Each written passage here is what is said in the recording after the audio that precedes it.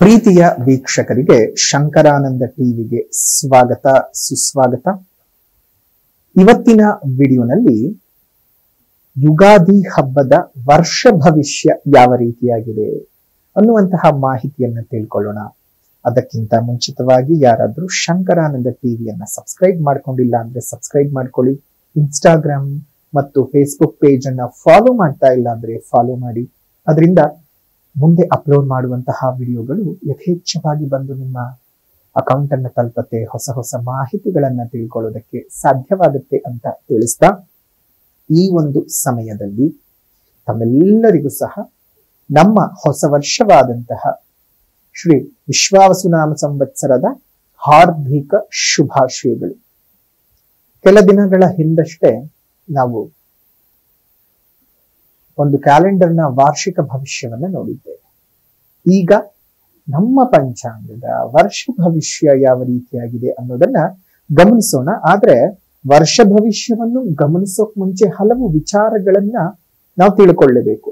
ಯಾವ ವರ್ಷ, ಯಾವ ವಾರ ಪ್ರಾರಂಭವಾಗ್ತಾ ಇದೆ, ಅದರ ಒಂದು ಸ್ಥಿತಿಗತಿಗಳೇನು, ಅದರಿಂದ ಯಾವ್ಯಾವ ರೀತಿಯಾಗಿ ನಮಗೆ ಒಂದು ತೊಂದರೆ ತಾಪತ್ರಗಳು ಆಗಬಹುದು ಅಥವಾ ಒಳಿತಾಗಬಹುದು ಅನ್ನೋದನ್ನ ಮೊದಲನೇದ ಗಮನಿಸ್ಕೊಳ್ಳೋಣ. 30ನೇ ತಾರೀಕು 3ನೇ ತಿಂಗಳು ಭಾನುವಾರದ ದಿವಸ ನಮಗೆ ಶ್ರೀ ಕ್ರೋಧಿನಾಮ ಸಂವತ್ಸರವು ಮುಗಿದು ಶ್ರೀ ವಿಶ್ವಾವಸುನಾಮ ಸಂವತ್ಸರವು ಶುರುವಾಗ್ತಾ ಇದೆ.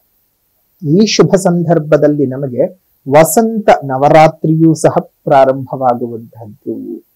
ವಸಂತ ನವರಾತ್ರಿ ಶುರುವಾಗುತ್ತೆ. ಹೇಗೆ ನಾವು ಶರನ್ನವರಾತ್ರಿ ಮಾಡ್ತೀವಲ್ಲ, ಹಾಗೆ ಈಗಲೂ ಸಹ 9 ದಿವಸಗಳ ಕಾಲ ನಾವು ಮಾಡ್ತಕ್ಕಂತಹದ್ದು ಯಾವ ವಿಚಾರ ಅಂತ ಹೇಳಿದ್ರೆ ನಮಗೆ ವಸಂತ ನವರಾತ್ರಿ. ಆ ವಸಂತ ನವರಾತ್ರಿಯ ಶುಭಾಶಯಗಳು. ಜೊತೆಗೆ ಭಾನುವಾರ ನಮಗೆ ವರ್ಷ ಪ್ರಾರಂಭವಾಗುವುದರಿಂದ ಈ ವರ್ಷದ ರಾಜನಾಗಿರ್ತಾನೆ ರವಿ. ಈ ರವಿ ರಾಜನಾಗಿರೋದ್ರಿಂದ ಏನಾಗತ್ತೆ ಅಂದ್ರೆ ಮಳೆಗಳು ಸ್ವಲ್ಪ ಏನಾಗತ್ತೆ, ಬರಬೇಕಾದ ಪ್ರದೇಶಕ್ಕೆ ಬರದೆ ಬಾರದ ಪ್ರದೇಶಕ್ಕೆ ಬರ್ತಕ್ಕಂಥದ್ದು. ಅಂದ್ರೆ ಎಲ್ಲಿ ಮಳೆ ಸರಿಯಾಗಿ ಆಗತ್ತೆ ನಿರೀಕ್ಷೆ ಇರುತ್ತಲ್ಲ, ಅಲ್ಲಿ ಈ ವರ್ಷ ಆಗೋದಿಲ್ಲ. ಅಯ್ಯೋ ಮಳೆಯೇ ಬರಲ್ಲ, ಬರಗಾಲ ಬರಭೂಮಿ ಅಂತ ಅನಿಸ್ಕೊಂಡ ಜಾಗದಲ್ಲೆಲ್ಲ ಚೆನ್ನಾಗಿ ಮಳೆಗಳಾಗೋಕಂಥದ್ದು ಆಗತ್ತೆ. ಮತ್ತೆ ಈ ಶಸ್ತ್ರಗಳ ಅಗ್ನಿಪೀಡೆ ಮತ್ತು ಅಗ್ನಿ ಭಯಗಳು ಉಂಟಾಗ್ತಕ್ಕಂತಹದ್ದು, ಪ್ರಜೆಗಳಿಗೆ ರಾಜರಿಂದ ತೊಂದರೆಗಳು ಬರ್ತಕ್ಕಂತಹದ್ದು, ಕೆಲ ಅನಿಷ್ಟ ಫಲಗಳು ನಡೆಯುತ್ತೆ. ಅಂದ್ರೆ ಫಾರ್ ಎಕ್ಸಾಂಪಲ್ ಟ್ಯಾಕ್ಸ್ ಜಾಸ್ತಿ ಆಗೋಗುವಂತದ್ದಿರಬಹುದು, ಅಥವಾ ಅವ್ರು ತಗೊಳ್ಳುವಂತಹ ಕೆಲವೊಂದು ರೆವಲ್ಯೂಷನ್ಸ್ ಗಳಿಂದ ಸಾಮಾನ್ಯ ಪ್ರಜೆಯ ಮೇಲೆ ಹೊಡೆತ ಬೀಳ್ತಕ್ಕಂಥದ್ದು, ಯಾವುದೋ ಯೋಜನೆಗಳನ್ನ ಕ್ಯಾನ್ಸಲ್ ಮಾಡೋದ್ರಿಂದ ಅದರಿಂದ ಫಲಾನುಭವಿಗಳಾಗಿದ್ದಂತಹ ಅದೆಷ್ಟೋ ಜನರು ಆ ಒಂದು ಕ್ರಿಯೆಗಳಿಂದ ಏನಾಗತ್ತೆ, ಆ ಒಂದು ಫಲಾನುಭವಿಗಳಿಂದ ಆಚೆ ಬರಬೇಕಾಗತ್ತೆ. ಅದರಿಂದ ಒಂದಷ್ಟು ಜನರು ಪಾಪ ತೊಂದರೆ ಅನುಭವಿಸ್ತಾರಲ್ಲ. ಈ ರೀತಿಯಾಗಿ ರಾಜನಾದಂತಹ ರವಿಯ ಪ್ರಭಾವದಿಂದ ಈ ರೀತಿಯಾಗಿ ಆಗತ್ತೆ. ಇನ್ನು ಚಂದ್ರನು ಈ ಒಂದು ಸಂವತ್ಸರಕ್ಕೆ ಮಂತ್ರಿಯಾಗಿರ್ತಾನೆ, ಮಂತ್ರಿಮಂಡಲದ ಅಧಿಪತಿಯಾಗಿರ್ತಾನೆ. ಸಸ್ಯಗಳು ಚೆನ್ನಾಗಿ ಫಲವನ್ನ ಕೊಡುತ್ತದೆ. ಜೊತೆಗೆ ಆರೋಗ್ಯದಲ್ಲಿ ಮತ್ತು ತುಂಬಾ ದೊಡ್ಡ ಭೀಕರ ಕಾಯಿಲೆಗಳು ಬರುವಂತಹ ಯಾವುದೇ ಸೂಚನೆಗಳಿಲ್ಲ. ಜೊತೆಗೆ ರಾಜನಿಗಿಂತ ಮಂತ್ರಿಯ ಆಡಳಿತಗಳು ಜಾಸ್ತಿ ಆಗತ್ತೆ ಹಲವು ಭಾಗಗಳಲ್ಲಿ. ಅಂದ್ರೆ ಅವನ್ ರಾಜನಾಗಿರ್ತಾನಷ್ಟೇ, ಅಂದ್ರೆ ಮಂತ್ರಿಯೋ ಇನ್ನೇಂದೇನೋ ಆಗಿರ್ತಾನೆ, ಆದ್ರೆ ಆ ಸಂಪೂರ್ಣ ಆಡಳಿತವನ್ನೆಲ್ಲ ಬೇರೆಯವರು ಹ್ಯಾಂಡಲ್ ಮಾಡ್ತಿರ್ತಾರೆ ಹಲವು ಭಾಗಗಳಲ್ಲಿ. ಆ ರೀತಿಯಾಗಿ ಆಗತ್ತೆ. ಇನ್ನು ಸೇನಾಧಿಪತಿ ರವಿಯೇ ಆಗಿದ್ದಾನೆ. ಮೇಘಗಳು ನಾನು ಆಗ್ಲೇ ಹೇಳಿದ ಹಾಗೆ ಗಾಳಿಯಿಂದ ಚದುರಿಸಲ್ಪಡತ್ತೆ. ಅಂದ್ರೆ ಗಾಳಿ ಬೀಸುವುದರ ಅಧಿಕವಾದ ಗಾಳಿಯ ಒತ್ತಡಗಳು ಜಾಸ್ತಿ ಆಗಿ ಹೋಗ್ಬಿಡತ್ತೆ. ಬೇಕಾದ ಕಡೆ ಸರಿಯಾದ ರೀತಿಯಲ್ಲಿ ಒಂದು ಮಳೆಗಳು ಬರೋದಿಲ್ಲ. ಇನ್ನು ರವಿಯೇ ಈ ಒಂದು ಸೇನಾಧಿಪತಿ ಆಗಿರೋದ್ರಿಂದ ಅಕಾಲಿಕ ಯುದ್ಧಗಳನ್ನ ಕೊಟ್ಟು ಬಿಡ್ತಾನೆ. ನಮ್ಮ ದೇಶದಲ್ಲೇ ಆಗಬೇಕು ಅಂತ ಏನಿಲ್ಲ, ಯಾವುದೇ ದೇಶದಲ್ಲಿ ಬೇಕಾದ್ರೂ ಆಗತ್ತೆ. ಸೊ ಅದೊಂದು ನೆಗೆಟಿವ್ ಪರಿಣಾಮಗಳು ಇರ್ತಕ್ಕಂಥದ್ದು. ಭೂಮಿನಲ್ಲಿ ಕೆಂಪು ಬಣ್ಣದ ಧಾನ್ಯಗಳು ಉತ್ತಮವಾದ ಫಲವನ್ನ ಕೊಡ್ತಕ್ಕಂತಹ ವರ್ಷವಾಗಿರುತ್ತೆ. ಇನ್ನು ಸಸ್ಯಾಧಿಪತಿ, ಸಸ್ಯಗಳು ಚೆನ್ನಾಗಿರ್ಬೇಕು, ಪರಿಸರ ಚೆನ್ನಾಗಿರ್ಬೇಕು, ಆಗ ಮಾತ್ರ ಮನುಷ್ಯ ಒಂದಿಷ್ಟು ನೆಟ್ಟೊಸರು ಬಿಡೋದಕ್ಕೆ ಸಾಧ್ಯ. ಇಲ್ಲಿ ಕೃಷಿನಲ್ಲಿ ಅಂತ ಬಂದ ಸಂದರ್ಭಕ್ಕೆ ಗುರು ಸಸ್ಯಾಧಿಪತಿ ಆಗಿರುವುದರಿಂದ ಪೈರುಗಳು ಚೆನ್ನಾಗಿ ಫಲ ಕೊಡೋದಕ್ಕೆ ಶುರು ಮಾಡುತ್ತವೆ. ಪದಾರ್ಥಗಳ ಬೆಲೆಗಳು ಸ್ವಲ್ಪ ಮಟ್ಟಕ್ಕೆ ಅಧಿಕವಾಗ್ತಕ್ಕಂತಹದ್ದು. ಕೊಂಕಣ ದೇಶಗಳಲ್ಲಿ, ಕೊಂಕಣ ಸ್ಥಾನಗಳಲ್ಲಿ ಮತ್ತು ಮಗಧ ದೇಶಗಳಲ್ಲಿ ಸಸ್ಯಗಳ ಬೆಳವಣಿಗೆಗಳು ಮತ್ತು ಪದಾರ್ಥಗಳು ಬೆಲೆ ಹೆಚ್ಚಳವಾಗ್ತದೆ. ಅಂದ್ರೆ ಸಸ್ಯಗಳ ಬೆಳೆಗಳು ಕಡಿಮೆಯಾಗಿ ಇವುಗಳ ಪದಾರ್ಥಗಳ ಬೆಲೆಗಳು ಸಾಮಾನ್ಯನೇ ಅಲ್ವಾ. ನಮಗೆ ಆಹಾರದ ಸರಬರಾಜು ಕಮ್ಮಿ ಆದಾಗ ಬೆಲೆಗಳು ಜಾಸ್ತಿ ಆಗೋದು ಸಹಜನೇ ಅಲ್ವಾ. ಸೊ ಹೀಗೆ ಇನ್ನು ಧಾನ್ಯಾಧಿಪತಿ ಕುಜನಾಗಿರ್ತಾನೆ. ಧಾನ್ಯಾಧಿಪತಿ ಕುಜನಾಗಿರೋದ್ರಿಂದ ಕೆಂಪು ಬಣ್ಣದ ಭೂಮಿನಲ್ಲಿ ಬೆಳೆಯುವಂತಹ ಕೃಷಿಗೆ ಸಂಬಂಧಪಟ್ಟಂತಹ ಧಾನ್ಯಗಳಾಗ್ಲಿ ಅಥವಾ ಕೃಷಿಯ ತರಕಾರಿಗಳು ಈ ಕೆಂಪು ಮಣ್ಣಲ್ಲಿ ಏನೇ ಬೆಳೆ ಬೆಳೆದ್ರು ಅದು ಒಳ್ಳೆ ರೀತಿನಲ್ಲಿ ಫಲಗಳನ್ನು ಕೊಡ್ತವೆ. ಇನ್ನು ಅರ್ಘಾಧಿಪತಿ ರವಿ, ಈ ಅರ್ಘಾಧಿಪತಿ ರವಿ ಅಂತ ಬಂದ ಸಂದರ್ಭಕ್ಕೆ ಈ ಹೈನುಗಾರಿಕೆಗಳನ್ನು ಜಾಸ್ತಿ ಸೂಚನೆ ಮಾಡೋದು, ಲಿಕ್ವಿಡ್ ಐಟಮ್ಸ್ ಗಳನ್ನ ಜಾಸ್ತಿ ತೋರಿಸ್ತಕ್ಕಂಥದ್ದು ಅರ್ಘಾಧಿಪತಿ ಅಂದ್ರೆ. ಸೊ ಇವುಗಳ ಬೆಲೆಗಳು ಸ್ವಲ್ಪ ಜಾಸ್ತಿ ಆಗ್ತಕ್ಕಂಥದ್ದು. ಹಾಲಿನ ಬೆಲೆ, ಮೊಸರು ಬೆಲೆ, ಹಾಲಿನ ಪದಾರ್ಥಗಳ ಬೆಲೆಗಳು ಜಾಸ್ತಿ ಆಗ್ತಕ್ಕಂಥದ್ದು. ಅದೇ ರೀತಿಯಾಗಿ ನಮ್ಗೆ ಇನ್ನು ಈ ಲಿಕ್ಕರ್ ಐಟಮ್ಸ್ ಗಳೆಲ್ಲ ಜಾಸ್ತಿ ಆಗುವಂಥದ್ದು ಈ ರೀತಿಯಾಗಿ ಆಗತ್ತೆ. ಇನ್ನು ಕೆಚ್ಚಲಗಳ ಪ್ರಾಬ್ಲಮ್ಗಳಿಂದ ಹಸುಗಳು ಬಳಲ್ಬೇಕಾಗತ್ತೆ ಈ ವರ್ಷ. ರಾಜರಿಗೆ ಪರಸ್ಪರ ಕ್ರೋಧಗಳು ಉಂಟಾಗುತ್ತೆ. ಈ ರಾಜ್ಯದವ್ರನ್ನ ಕಂಡ್ರೆ ಆ ರಾಜ್ಯದವ್ರಿಗೆ ಆಗದೆ ಇರುವಂತಹದ್ದು, ಆ ದೇಶದವ್ರನ್ನ ಕಂಡ್ರೆ ಈ ದೇಶದವರಿಗೆ ಆಗದೆ ಇರುವಂತಹ ಪರಿಸ್ಥಿತಿಗಳೆಲ್ಲ ಉತ್ಪತ್ತಿ ಆಗತ್ತೆ. ಇನ್ನು ಮೇಘಾಧಿಪತಿ, ಮಳೆಯನ್ನ ಸುರಿಸ್ತಕ್ಕಂತಹ ಮೇಘಾಧಿಪತಿಯಾಗಿರ್ತಕ್ಕಂಥವನು ಸಹ ರವಿನೇ ಆಗಿರೋದ್ರಿಂದ ಈ ವರ್ಷ ಅಲ್ಪವೃಷ್ಟಿ, ಹೋದ ವರ್ಷದ ಹಾಗೆ ಬಹಳ ದೊಡ್ಡ ಮಟ್ಟದ ಮಳೆಯನ್ನ ಎಲ್ಲಾ ಪ್ರದೇಶಗಳಲ್ಲೂ ನಿರೀಕ್ಷೆ ಮಾಡೋಕೆ ಸಾಧ್ಯವಿಲ್ಲ. ಅಲ್ಪವೃಷ್ಟಿಯಾಗುತ್ತೆ. ಅದೇ ರೀತಿಯಾಗಿ ಪ್ರಜೆಗಳಿಗೆ ಹೆಚ್ಚು ಭಯಗಳು ಉಂಟಾಗ್ತವೆ. ಕಡಲ ತೀರದಲ್ಲಿ ಈ ವರ್ಷ ಮಳೆ ಬಂದು ತೊಂದರೆ ಆಗೋದಕ್ಕಿಂತ ನದಿ ನೀರಿನ ಒಳಹರಿವಿನ ಹೆಚ್ಚಳದಿಂದ ಹಲವು ತೊಂದರೆಗಳು ಆಗ್ತದೆ. ಹುಷಾರಾಗಿರ್ಬೇಕು. ಇನ್ನು ರಸಾಧಿಪತಿಯಾಗಿರ್ತಕ್ಕಂತಹದ್ದು ಶನಿ. ಶನಿ ರಸಾಧಿಪತಿಯಾಗಿರೋದ್ರಿಂದ ಜನರಿಗೆ ಅಭಿವೃದ್ಧಿಗಳು ಕೆಲ ಸ್ಥಾನಗಳಲ್ಲಿ ಉಂಟಾಗ್ತದೆ. ಮತ್ತೆ ಈ ರಸಯುಕ್ತ ಪದಾರ್ಥಗಳ ಬೆಲೆಗಳು ಸ್ವಲ್ಪ ಜಾಸ್ತಿ ಆಗ್ತಕ್ಕಂಥದ್ದಾಗುತ್ತೆ. ನಿರಸಾಧಿಪತಿಯಾಗಿರ್ತಕ್ಕಂಥದ್ದು ಈ ವರ್ಷ ಬುಧ. ಇದರಿಂದ ನಿರಸಾಧಿಪತಿ ಅಥವಾ ನಿರಸ ಅಂತಂದ್ರೆ ರಸಗಳು ಇಲ್ಲದೆ ಇರ್ತಕ್ಕಂಥದ್ದು. ಉದಾಹರಣೆಗೆ ಕಾಳುಗಳಾಗಿರಬಹುದು, ದಿನಸಿಗಳಾಗಿರಬಹುದು, ಈ ರೀತಿಯಾಗಿರ್ತಕ್ಕಂತಹ ವಸ್ತುಗಳು. ಮತ್ತು ಅದರಲ್ಲಿ ನಮಗೆ ಈ ತಾಮ್ರ, ಉಕ್ಕು, ಕಬ್ಬಣ ಈ ತರ ಲೋಹದ ಪದಾರ್ಥಗಳು ಸಹ ಈ ನಿರಸಕ್ಕೆ ಅದಕ್ಕೆ ಬರುತ್ತದೆ. ಸೊ ಅಂತಹ ಬೆಳೆಗಳೆಲ್ಲ ಈ ವರ್ಷ ದುಪ್ಪಟ್ಟಾಗ್ತಕ್ಕಂತಹದ್ದು. ಅದೇ ರೀತಿಯಾಗಿ ಈ ಒಂದು ಫ್ರೇಗ್ರೆನ್ಸ್ಗಳು ಮತ್ತೆ ಫ್ಲೇವರ್ಗಳದ್ದು ಅವುಗಳ ರೇಟ್ಗಳೆಲ್ಲ ಜಾಸ್ತಿ ಆಗ್ತಕ್ಕಂಥದ್ದು ಆಗತ್ತೆ. ಬೆಳ್ಳಿ ಈ ವರ್ಷ ತುಂಬಾ ಕಡಿಮೆ ಬೆಲೆ ಆಗ್ತದೆ. ಕಬ್ಬಣ ಜಾಸ್ತಿ ಆಗ್ತದೆ. ಕಬ್ಬಣದ ಬೆಲೆ ಜಾಸ್ತಿ ಆಗಿ ಬೆಳ್ಳಿ ಬೆಲೆ ಕಡಿಮೆ ಆಗ್ತಕ್ಕಂಥದ್ದಾಗುತ್ತೆ.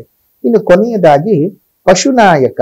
ಇಡೀ ನಮ್ಮ ಪ್ರಪಂಚದಲ್ಲಿ ಪಶುಗಳಿಗೆ ನಾಯಕನು ಆಗ್ಬೇಕಾಗಿರ್ತಕ್ಕಂಥದ್ದು ಈ ಒಂದು ಪಶುನಾಯಕನ ಪರಿಸ್ಥಿತಿ. ಈ ಪಶುನಾಯಕನ ಪರಿಸ್ಥಿತಿ ಅಂತ ಬಂದ ಸಂದರ್ಭಕ್ಕೆ ನಿಮ್ಮ ಒಂದು ಸ್ಥಾನಗಳಲ್ಲಿ ಯಾವ ರೀತಿಯಾಗಿ ಇರುತ್ತೆ ಅಂತಂದ್ರೆ, ಪಶುಗಳಿಗೆ ಈ ವರ್ಷ ಅಂತಹ ಉತ್ತಮದಾಯಕವಾಗಿ ಇಲ್ಲ. ಪಶುನಾಯಕನಾಗಿರ್ತಾನೆ ಯಮ ಆಗಿರೋದ್ರಿಂದ ಪಶುಗಳಿಂದ ಉತ್ಪತ್ತಿ ಆಗುವಂತಹ ಹಾಲು, ಹಾಲಿನ ಉತ್ಪನ್ನ, ಚರ್ಮ, ಮಾಂಸ, ಅದೇ ರೀತಿಯಾಗಿ ಲೆದರ್ ಬಿಸ್ನೆಸ್ಗಳು ಇವೆಲ್ಲದರ ಬೆಲೆಗಳು ವಿಪರೀತ ಆಗಿ ಹೋಗ್ಬಿಡುತ್ತೆ. ಸ್ವಲ್ಪ ಈ ಒಂದು ಪಶುಲೋಕದಿಂದ ಮತ್ತು ಆಹಾರ ಸರಪಳಿಯ ವಿಚಾರಗಳಲ್ಲಿ ತೊಂದರೆ ತಾಪತ್ರೆಗಳು ಬರ್ತವೆ. ಆಹಾರ ಸರಪಳಿ ಕರೆಕ್ಟ್ ಆಗಿರಬೇಕು. ನೋಡಿ, ಹುಲ್ಲನ್ನು ತಿಂದು ಮಿಡತೆ ಬದುಕಿದ್ರೆ ಮಿಡತೆಯನ್ನು ತಿಂದು ಕಪ್ಪೆ ಬದುಕತ್ತೆ, ಕಪ್ಪೆಯನ್ನು ತಿಂದು ಹಾವು ಬದುಕತ್ತೆ, ಹಾವನ್ನು ತಿಂದು ಹದ್ದು ಬದುಕತ್ತೆ, ಹದ್ದನ್ನು ತಿಂದು ಇನ್ನೊಂದೇನೋ ಒಂದು ಬದುಕತ್ತೆ. ಅದೆಲ್ಲವನ್ನ ತಿಂದು ಬರೆದು ಬಾಯಿಗೆ ಹಾಕೊಳಕ್ ಮನುಷ್ಯ ಇದ್ದಾನೆ. ಆಹಾರ ಸರಪಳಿ, ಆ ಆಹಾರ ಸರಪಳಿಯನ್ನ ತಪ್ಪು ಅಂತ ಹೇಳಕ್ಕಾಗಲ್ಲ. ಇನ್ನು ಈ ವರ್ಷದ ಸಂವತ್ಸರದ ಫಲ, ಈ ವರ್ಷದ ಸಂಪೂರ್ಣವಾಗಿ ಯಾವ ರೀತಿಯಾಗಿರಬಹುದು ಅಂತ ಬ್ರೀಫ್ ಆಗಿ ನೋಡೋದಾಯ್ತು ಅಂತ ಹೇಳಿದ್ರೆ, ಈ ವರ್ಷ ದೇಶದ ರಾಜರುಗಳಲ್ಲಿ ಪರಸ್ಪರ ವೈರತ್ವಗಳು ಉಂಟಾಗ್ತಕ್ಕಂಥದ್ದು. ಒಂದು ದೇಶದವರಿಗೆ ಇನ್ನೊಂದು ದೇಶಗಳು ಆಗಲ್ಲ. ಇದು ಬಹಳ ಕಾಲದಿಂದ ನಡ್ಕೊಂಡು ಬರ್ತಾನೆ ಇದೆ. ಈ ಮೇಘಗಳು ಆಗ್ಲೇ ಹೇಳಿದ ಗಾಳಿಯಿಂದ ಚದುರಿಸಲ್ಪಟ್ಟು ಸಾಧಾರಣವಾದ ಮಳೆಯನ್ನ ಕೊಡಬಹುದು, ಅತ್ಯಂತ ನಿರೀಕ್ಷಿತ ಮಳೆಯನ್ನ ಕೊಡ್ಲಿಕ್ಕೆ ಸಾಧ್ಯ ಆಗಲ್ಲ. ಆಗ್ಲೇ ಹೇಳಿದ ಹಾಗೆ ಕೆಂಪು ಭೂಮಿಯಲ್ಲಿ ಬೆಳೆ ಬೆಳೆಯತಕ್ಕಂಥವ್ರಿಗೆ ಈ ವರ್ಷ ಭರ್ಜರಿ ಲಾಭಗಳು ಇರುತ್ತವೆ. ಶ್ರೀಗಂಧ ಆಗ್ಬಹುದು, ಚಿನ್ನ ಆಗಬಹುದು, ಮುತ್ತಾಗಬಹುದು ಮತ್ತು ಬೆಳ್ಳಿ ಇವುಗಳ ದುರ್ಲಭವಾಗಿ ಸಿಗುತ್ತೆ. ಮೈನಿಂಗ್ಗಳು ಕಮ್ಮಿ ಆಗ್ತವೆ, ಸ್ವಲ್ಪ ಮೈನಿಂಗ್ಗಳು. ಹಾಗಾಗಿ ಬೆಳ್ಳಿ ಪದಾರ್ಥವೊಂದನ್ನು ಬಿಟ್ಟು ಮಿಕ್ಕೆಲ್ಲಾ ವಸ್ತುಗಳ ಬೆಲೆಗಳು ಜಾಸ್ತಿ ಆಗ್ತವೆ. ಪಶುಗಳಿಗೆ ಒಂದ್ ಸ್ವಲ್ಪ ಅನಾರೋಗ್ಯಗಳು ಜಾಸ್ತಿ, ಮೇವಿನ ಕೊರತೆ ಉಂಟಾಗಬಹುದು. ಹಾಗಾಗಿ ಈ ವರ್ಷ ಅಷ್ಟೊಂದು ಉತ್ತಮವಾದ ವರ್ಷವಾಗಿರಲ್ಲ. ಸ್ವಲ್ಪ ಎಲ್ಲಾ ವಿಚಾರಗಳಲ್ಲೂ ತೊಂದರೆಗಳಿದ್ದಾವೆ. ದೇವರ ಮೇಲೆ ಭಾರ ಹಾಕಿ ಮುಂದುವರ್ಕೊಂಡು ಹೋಗ್ಬೇಕು. ಏನು ಮಾಡಕ್ ಆಗದ ಪರಿಸ್ಥಿತಿ ಅಲ್ವಾ. ಪ್ರತಿಯೊಂದನ್ನು ನಾವು ಯೋಚನೆ ಹೋಗ್ತಾ ಇರಬಾರ್ದು. ಎಲ್ಲದನ್ನು ತೂಕ ಮಾಡ್ಕೊಂಡು ಹೋಗ್ಬೇಕು. ಸೊ ಹಾಗಾಗಿ ಯೋಚನೆ ಮಾಡೋದು ಬೇಡ, ಎಲ್ಲವೂ ಸಹ ಒಳ್ಳೇದಾಗ್ಲಿ ಅಂತ ಹೇಳ್ತಾ ಈ ವರ್ಷದ ವರ್ಷಫಲ ಹೇಗಿದೆ ಅಂತ ಈಗ ನೋಡೋಣ. ಕುಂಭರಾಶಿಯವರಿಗೆ ಶ್ರೀ ವಿಶ್ವಾವಸುನಾಮ ಸಂವತ್ಸರದ ಯುಗಾದಿ ಹಬ್ಬದ ಫಲಗಳು ಯಾವ ರೀತಿಯಾಗಿರುತ್ತೆ ಅನ್ನೋದನ್ನು ನೋಡೋಣ. ವರ್ಷ ಭವಿಷ್ಯವನ್ನು ನೋಡೋ ಸಂದರ್ಭದಲ್ಲಿ ನಾವು ಪ್ರಮುಖವಾಗಿ 2 ಗ್ರಹಗಳನ್ನು ನಾವು ಲೆಕ್ಕಾಚಾರ ಮಾಡ್ತೇವೆ, ಶನಿ ಮತ್ತು ಗುರುಗ್ರಹಗಳು. ಶನಿ ಮತ್ತು ಗುರುಗ್ರಹಗಳನ್ನು ನೋಡೋ ಸಂದರ್ಭದಲ್ಲಿ ಅದು ತುಂಬ ದೀರ್ಘವಾದಂತಹ ಸಂಚಾರ. ಶನಿ 2.5 ವರ್ಷಗಳು ಒಂದು ರಾಶಿಯಲ್ಲಿ, ಗುರುಗ್ರಹವು 1 ವರ್ಷಗಳು ಒಂದು ರಾಶಿಯಲ್ಲಿ ಇರೋದ್ರಿಂದ ಒಳ್ಳೆಯದು ಅಥವಾ ಕೆಟ್ಟದ್ದನ್ನು ಲೆಕ್ಕಾಚಾರ ಮಾಡ್ಕೊಳ್ಳೋದಕ್ಕೆ ಚೆನ್ನಾಗಿರುತ್ತೆ ವರ್ಷ ಪೂರ್ತಿ ಅಂತ. ಸೊ ಹಾಗಾಗಿ ಈ ವರ್ಷ ನಿಮಗೆ ವರ್ಷದ ಪ್ರಾರಂಭದ ದಿನವೇ ಶನಿಯ ಹಿಂದಿನ ದಿನವೇ ಶನಿಯ ಸ್ಥಾನ ಪರಿವರ್ತನೆಯಾಗಿರ್ತದೆ. ಶನಿಯ ಸ್ಥಾನ ಪರಿವರ್ತನೆ ಆಗಿರೋದ್ರ ಪ್ರಕಾರವಾಗಿ ನಿಮಗೆ 7.5 ಕೊನೆಯ ಹಂತಕ್ಕೆ ಬಂದು ನಿಂತಿರ್ತೀರಿ. 7.5 ಅಂತ ವಿಚಾರ ಬಂದ ಸಂದರ್ಭಕ್ಕೆ ನಾವು ಪ್ರತಿ ಬಾರಿ ಹೇಳಿದ್ದೇವೆ. ಎಷ್ಟನೇ ಬಾರಿ ಬಂದಿದೆ ಇದು 7.5 ಅನ್ನೋದನ್ನು ತಿಳ್ಕೊಳ್ಳಿ. ನಿಮ್ಮ ಜನ್ಮ ಜಾತಕದ ಅನ್ವಯ 1ನೇ ಬಾರಿ ಮತ್ತು 3ನೇ ಬಾರಿ ಬಂದಿದ್ದಾಗ ಮಾತ್ರ ತೊಂದರೆಗಳು ಉಂಟಾಗ್ತದೆ. ಇಲ್ಲ 2ನೇ ಬಾರಿ ಬಂದಿದೆ ಅಂತ ಹೇಳಿದ್ರೆ ಅದು ತುಂಬ ಒಳ್ಳೆಯ ಫಲಗಳನ್ನು ಕೊಡ್ತಕ್ಕಂತಹ ಹೊಂಬು ಶನಿಯಾಗಿರ್ತದೆ. ಅದರಲ್ಲೂ 1ನೇ ಬಾರಿ ಬಂದಿರಲಿ, 2ನೇ ಬಾರಿ ಬಂದಿರಲಿ, 3ನೇ ಬಾರಿ ಬಂದಿರಲಿ, ಏನಾದರೂ ನಿಮ್ಮ ಜಾತಕದ ಅಷ್ಟಕ ವರ್ಗದಲ್ಲಿ ಶನಿ ಸಂಚಾರದ ಸ್ಥಾನಗಳಲ್ಲಿ 4 ಅಥವಾ ಅದಕ್ಕಿಂತ ಹೆಚ್ಚಿನ ಬಿಂದುಗಳನ್ನೇನಾದರೂ ಹೊಂದಿದ್ದರೆ ಅದು ಯೋಗಕಾರಕವಾಗಿಯೇ ಇರುತ್ತೆ ಹೊರತು ಅವಯೋಗಕಾರಕವಾಗಿ ಇರೋದಿಲ್ಲ ಅಂತ ಹಲವು ಬಾರಿ ಹೇಳಿದ್ದೇವೆ. ಸೊ ಹಾಗಾಗಿ ಒಂದ್ಸಲ ನಿಮ್ಮ ಜನ್ಮ ಜಾತಕವನ್ನೊಮ್ಮೆ ತೋರಿಸ್ಕೊಳ್ಳಿ. ಇನ್ನು ಮೇ 14ನೇ ತಾರೀಕಿನಿಂದ ಒಂದು ಕುಂಭರಾಶಿನಲ್ಲಿ ಹುಟ್ಟಿರ್ತಕ್ಕಂಥವರಿಗೆ ಗುರುಬಲ ಬೇರೆ ಬರ್ತಕ್ಕಂಥದ್ದು. 5ನೇ ಮನೆಗೆ ಗುರು ಹೋಗ್ತಾನೆ. ಅಂದರೆ ಶನಿ ಒಂದು ರೀತಿಯಲ್ಲಿ ನಿಮಗೆ ಒಳ್ಳೆಯದು ಅಥವಾ ಕೆಟ್ಟದ್ದು ಕೊನೆ ಹಂತಕ್ಕೆ ಬೇರೆ ಹೋಗ್ತಾ ಇದ್ದಾನೆ. 7.5 ಕೊನೆ ಹಂತಕ್ಕೆ. ಜೊತೆಗೆ ಗುರುವಿನ ಅನುಗ್ರಹ ಸಹ ಬೇರೆ ನಿಮಗೆ ಬರ್ತಕ್ಕಂಥದ್ದು, ಗುರುಬಲ ಬೇರೆ ಬರ್ತಕ್ಕಂಥದ್ದು. ಅಂದರೆ ಒಂದು ಸ್ವಲ್ಪ ನಿಟ್ಟುಸಿರು ಬಿಡ್ತಕ್ಕಂತಹ ವಾತಾವರಣ ಕುಂಭರಾಶಿಯವರಿಗೆ. ಒಂದಷ್ಟು ಅನುಕೂಲತೆಯೂ ಇರುತ್ತೆ, ಒಂದಷ್ಟು ಅನಾನುಕೂಲತೆಗಳು ಇರುತ್ತೆ. ಯೋಚನೆ ಮಾಡುವಂಥ ಅವಶ್ಯಕತೆ ಇಲ್ಲ. ಈ 7.5 ಕೊನೆಯ ಭಾಗ ಆಗಿರೋದ್ರಿಂದ ಆರೋಗ್ಯಗಳ ಮೇಲೆ ನಾವು ತುಂಬ ಜಾಗೃತಿಯನ್ನು ಮಾಡಬೇಕಾಗತ್ತೆ. ಆರೋಗ್ಯ 2 ಇದ್ದರೆ ಅನಾರೋಗ್ಯ 3 ಇದೆ. ಅಂದರೆ ಸ್ವಲ್ಪ ಮಟ್ಟಕ್ಕೆ ತುಸು ಜಾಸ್ತಿನೇ ಇರತಕ್ಕಂತಹದ್ದು. ಸೊ ಸ್ವಲ್ಪ ಹುಷಾರಾಗಿರಿ ಆರೋಗ್ಯದ ವಿಚಾರಗಳಲ್ಲಿ ಕುಂಭರಾಶಿಯವರು. ಇನ್ನು ಗುರುಬಲ ಬೇರೆ ಪ್ರಾಪ್ತಿಯಾದ ನಂತರ ಮನಸ್ಸಿಗೆ ಸುಖ ಸಿಗ್ತಕ್ಕಂಥದ್ದು, ದಾನ ಧರ್ಮ ಪರೋಪಕಾರಗಳಲ್ಲಿ ನಿಮ್ಮ ಮನಸ್ಸನ್ನು ಕೊಡ್ತಕ್ಕಂಥದ್ದು. ಭೂಮಿ ಖರೀದಿಯನ್ನು ಮಾಡ್ತೀರಿ. ತುಂಬ ವರ್ಷಗಳಿಂದ ಭೂ ಖರೀದಿ ಮಾಡಬೇಕು ಅಂತ ಯೋಚನೆ ಮಾಡ್ತಾ ಇರ್ತಕ್ಕಂಥವ್ರಿಗೆ ಈ ವರ್ಷ ನಿಮಗೆ ಅನುಕೂಲತೆಗಳು ಉಂಟಾಗ್ತಕ್ಕಂತಹ ಹಲವು ಒಂದು ಯೋಜನೆಗಳನ್ನು ನಿಮ್ಮ ಜೀವನದಲ್ಲಿ ಸಿಗ್ತಕ್ಕಂಥದ್ದು ಆಗುತ್ತೆ. ಇನ್ನು ಪುಣ್ಯಕ್ಷೇತ್ರಗಳ ದರ್ಶನದ ಭಾಗ್ಯಗಳು ಸಹ ನಿಮಗೆ ಸಿಗ್ತಕ್ಕಂಥದ್ದು. ನೂತನ ಕೆಲಸ ಕಾರ್ಯಗಳಲ್ಲಿ ನೀವು ಭಾಗವಹಿಸ್ತೀರಿ. ಹೊಲ ತಗೊಳ್ಳೋದು, ಮನೆ, ಫ್ಲ್ಯಾಟು, ಸ್ಥಿರಾಸ್ತಿ ಸಂಪಾದನೆಯ ಯೋಗ ಸಹ ನಿಮಗೆ ಇರ್ತಕ್ಕಂಥದ್ದು. ಸೊ ಎಲ್ಲ ಆಗುತ್ತೆ. ಸ್ವಲ್ಪ ಜಾಗ್ರತೆಯಾಗಿ ಇರಬೇಕು ಅನ್ನೋದು ಆರೋಗ್ಯದ ವಿಚಾರದಲ್ಲಿ ಮಾತ್ರ. ಆದರೂ ಈ 7.5 ಒಂದು ಸ್ವಲ್ಪ ಮಟ್ಟಕ್ಕೆ ತೊಂದರೆಗಳೇನಾದರೂ ನಿಮಗೆ ಅಷ್ಟಕವರ್ಗವೂ ಕೈ ಕೊಟ್ಟಿದ್ದು, ಇದೇನಾದರೂ 1ನೇ ಬಾರಿ ಅಥವಾ 3ನೇ ಬಾರಿ ಬರ್ತಾ ಇರತಕ್ಕಂತಹ 7.5 ಏನಾದರೂ ಆಗಿದ್ದರೆ ಸ್ವಲ್ಪ ಮಟ್ಟಕ್ಕೆ ಸಾಲದ ಬಾಧೆನಲ್ಲಿ ಸಿಕ್ಕಾಕೋತೀರಾ. ಕಾರ್ಯ ಸಾಧನೆಗಾಗಿ ಅಧಿಕ ತಿರುಗಾಟಗಳನ್ನು ಮಾಡಬೇಕಾಗ್ತದೆ. ಚಿತ್ತ ಚಾಂಚಲ್ಯದಿಂದ ಮನಸ್ಸು ಒಂದು ಚಂಚಲಿಸಿ ಹೋಗ್ತದೆ.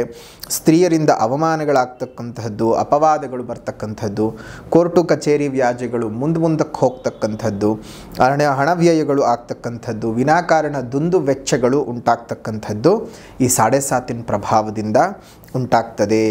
ಒಂದಿಷ್ಟು ಸುಖ ದುಃಖಗಳು, ಲಾಭದ ಹಾನಿಗಳು ಉಂಟಾಗ್ತಕ್ಕಂಥದ್ದು, ಉದ್ಯೋಗ ವ್ಯವಹಾರಗಳಲ್ಲಿ ಬಹಳ ಅಡೆಚಣೆಗಳು ಉಂಟಾಗ್ತಕ್ಕಂಥದ್ದು, ಸಾರ್ವಜನಿಕರಲ್ಲಿ ಅನ್ಯಥಾ ಅಪವಾದಗಳನ್ನು ನೀವು ನೀವು ಹೊತ್ಕೊಳ್ಬೇಕಾಗ್ತದೆ.